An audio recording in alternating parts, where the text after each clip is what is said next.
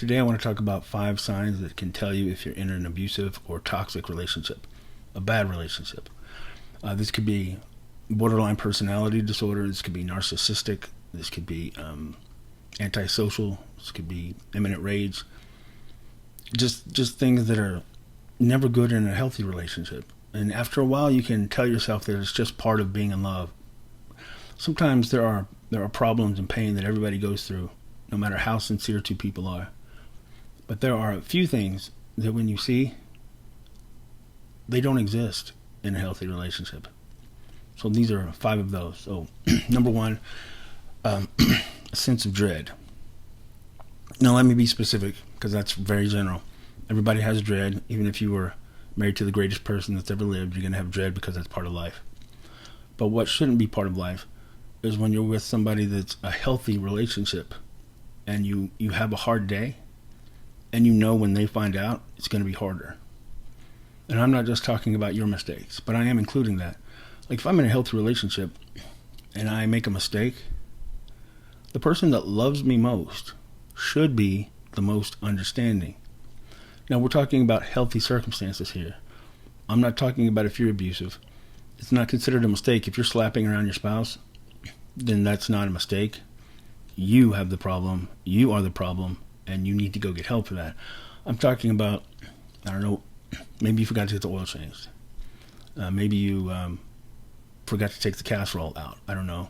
Maybe you forgot to pick something up. Maybe you're bad with deadlines. Maybe it can be a lot of things. But making a mistake, as opposed to a chosen bad choice and an abusive choice, but making a mistake and thinking everybody's going to understand except that person.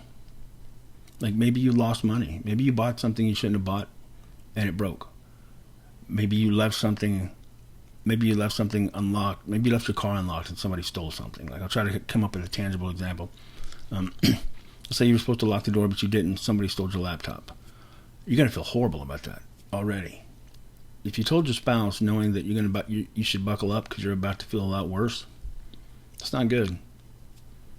Especially if it happens consistently.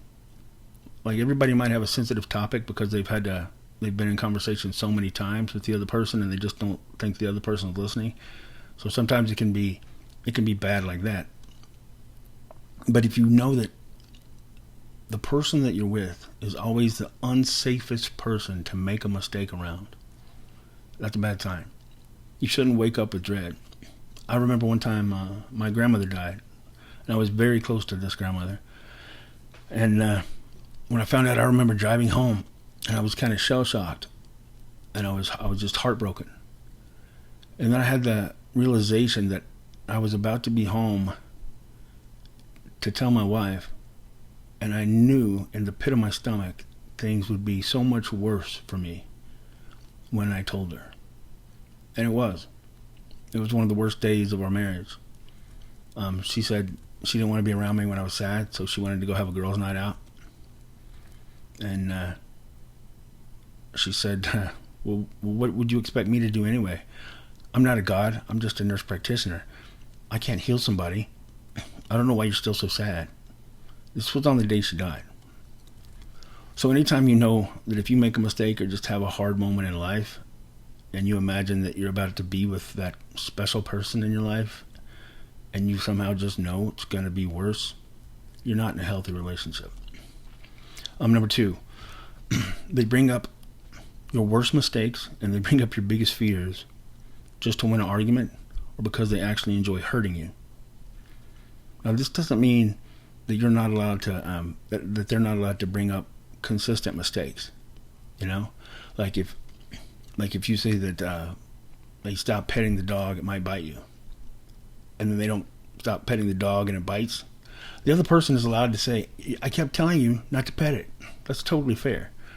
But what I mean is when you make a mistake and you know you've already expressed how deeply you regret it and how sorry you are for it, but then in a fight they just want to bring up that you can't trust yourself because they don't really have a good argument against what you're saying. So instead they'll just bring up a time when you failed, because they're hoping that if they bring up a time that you failed, you'll feel like a failure. And if you feel like a failure, you'll stop arguing.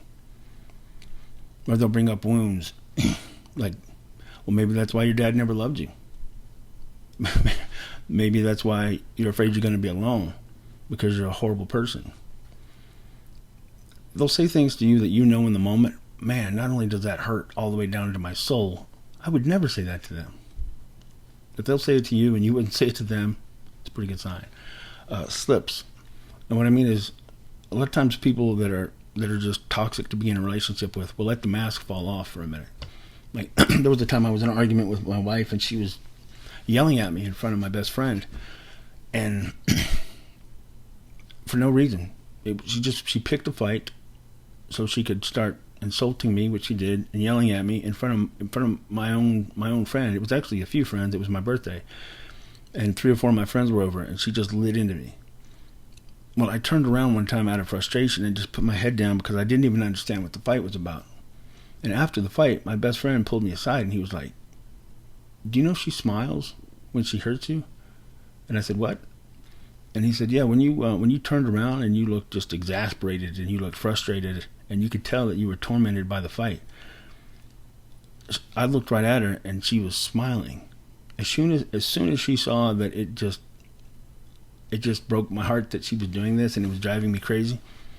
He said, I saw her smile and it was like pure joy. She loved it. And there was another time when I asked her, because she was reading a book on borderline personality disorder, and she said something about empathy. And I said, "Well, do you have empathy? I mean, do you feel hurt when I feel hurt? Or do you feel sad when I feel sad?" And I remember she didn't even look up from the book, and she went, "No." And I said, "Never?" And she said, "No." Later on, she came back and tried to correct that. I guess she read the book more. I don't know. But sometimes the mask will slip. Number 4, unbalanced expectations. Just a quick, small example. It might say, "I hate it when you're on the phone, especially when I'm trying to talk to you. Why are you always on the phone? It makes me feel like you don't respect what I have to say. Will you just not be on the phone when we talk?" So then you think, "Sure, yeah, I'm sorry." And you're even happy to hear that you did something wrong because it's something you can show them you care enough to stop. So you can be like, "Yeah." But then the next time you're in a discussion, they're on the phone. And you say, "Hey, I thought we weren't going to be on the phone when we were talking to each other or spending time together." Instead of saying, "Oh, you're right, sorry," they'll say, "Well, you're always on your phone. You remember I just told you the other day, I hate it when you're on your phone. And now you're mad at me?" They won't go along with what they just told you. And even though they may have just said, "I really hate it when you're doing it," they'll do it. And if you call them on it, they'll say, "Well, it's not even," and they don't expect it to be. Another thing is, that's number 4. Number 5, I would say a disconnection of intimacy as a punishment for any kind of an argument or any kind of a disagreement. Like a normal person, I think, when you've argued, a healthy person, I should say, a healthy person, once you've argued with somebody that you love, that you have a sense of intimacy with, a closeness with, once you've had that argument, you both should be hurting because you've disconnected something. You for a moment during that fight, if it's a fight, not a disagreement, but a fight, you've lost that sense of safety with the other person. You've stopped feeling good in the eyes of the other person that you value so much. So if you're in a real serious fight, at the end of it, if it's healthy, there's a sadness, there's a sense of loss. There's not just anger, but there's a sense of, it hurts me knowing that I've hurt you. And I want to do something. I want to find some way to show you that even though we were just in a fight, it will always hurt me to know that you're hurt. So there'll be a peace offering. They'll say something good. They'll give you a compliment, or they'll validate that you made good points, even if it makes them feel bad. They might say, I still mean what I said about this, but you had a good point when you told me I need to stop doing this. They're looking for ways to see the fight through the other person's eyes, because the other person in that relationship and that intimacy means something to them, and they want to reconnect it. If it's an unhealthy relationship, to punish you because you've made them come face to face with some criticisms, because you've dared to voice that there's things that you wish were different or that you think they should change, to punish you for that, they'll stay quiet. They'll act like they're just too wounded to be able to connect with you again. There won't be that sense of intimacy. What there will be is a sense of, you've damaged something between us that I don't know if I can fix. And that's designed to teach you, you better not do it again. And then we'll make you work and work and work to try to get it back. And by the time you get it back, you're going to be so afraid of losing it again. You're going to learn, I really shouldn't be honest with this person. I should just tell them what I think they can hear. And that's their goal. That's what they're trying to teach you to begin with. But that's not a healthy relationship. So that's 5 of them. I hope that's been useful to you. If you thought it was of any help at all, give me a like or a subscribe. And I'll be back with 5 signs of a good relationship. I just want to be able to put some good news and some positive things to look for, so that you can be with that person, that you build each other up. Because relationship, when it's good, it's one of the most powerful things out there. It really is a synergy thing. I hate buzzwords, but when 2 people really care about each other more than they care about themselves, they're capable of more than they can do when they're alone.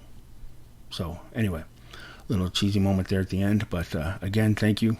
If there's anything about this you like, give me a like and subscribe, and I'll be back with more content soon. Thanks.